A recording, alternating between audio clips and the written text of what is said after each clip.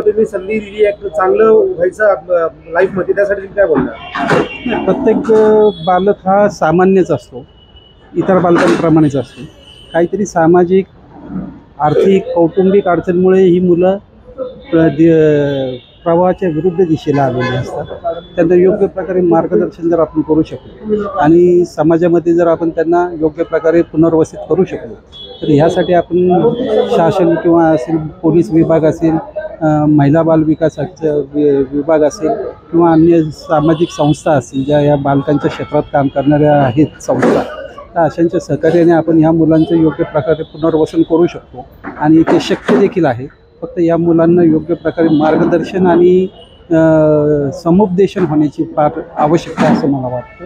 आणि त्यामुळे आपण ह्या अनुषंगाने आज जो कार्यक्रम झाला तर त्यामध्ये बहुतांश विधी संघर्षित बालकांचा समावेश होता आणि ह्या बालकांना आपण समाजाच्या मुख्य प्रवाहात कसं आणू शकतो, त्यांना काय पर्याय उपलब्ध आहे आणि आपण शासन जे काय आहे ते कशा प्रकारे यांना सेवा उपलब्ध करून देऊ शकतो किंवा ज्या काही स्वयंसेवी संस्था आहेत त्या ह्यांना कसा आधार देऊ शकतात, ह्यांना परत कसं समाजामध्ये उभं करू शकतात, सक्षम करू शकतात नाही, यासाठी हा आजचा कार्यक्रम अतिशय योग्य होता.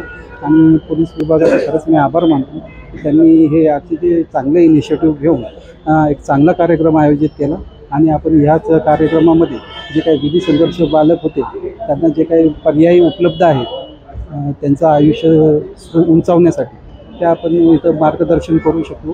त्याबद्दल मी गृह विभागाचे आणि विशेषतः येरवडा पोलीस विभाग यांचं शतशः आभारी आहे आणि धन्यवाद. येत्या काळामध्ये बालकल्याण समिती अजून काय उपक्रम घेणार?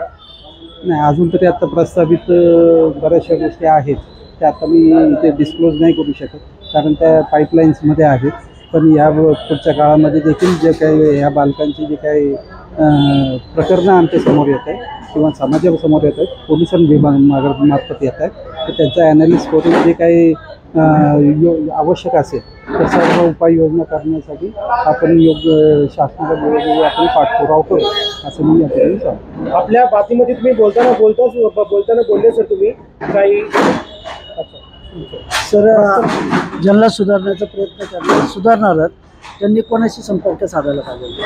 पोलीस यंत्रणा असतील, त्याच्यानंतर आमचं बालन्याय मंडळ म्हणून आहे जे ॲक्ट अंतर्गत बालन्याय मंडळ असेल, त्याच्यानंतर आपले जे काही आत्ताच मी जसं म्हणालो की आता आपल्या इथं बऱ्याचशा स्वयंसेवी संस्था होत्या, त्यांनी मुलांचं ते येरवडा भागामधल्या मुलांचं बऱ्यापैकी पुनर्वसन करतात. तर त्या मुलांच्या पुनर्वसनासाठी अशा संस्था असतील ज्या पुढे येत आहेत तर त्यांच्याशी त्या मुलांनी संपर्क साधला पाहिजे, जेणेकरून त्यांचं जे काही योग्य प्रकार पुनर्वसन असेल किंवा त्यांच्या ज्या काही अपेक्षा असतील पुनर्वसनाच्या अनुषंगाने तर त्याच्यासाठी NGO असतील किंवा यंत्रणा असतील त्या हातभार लावू शकतो. ओके सर, धन्यवाद.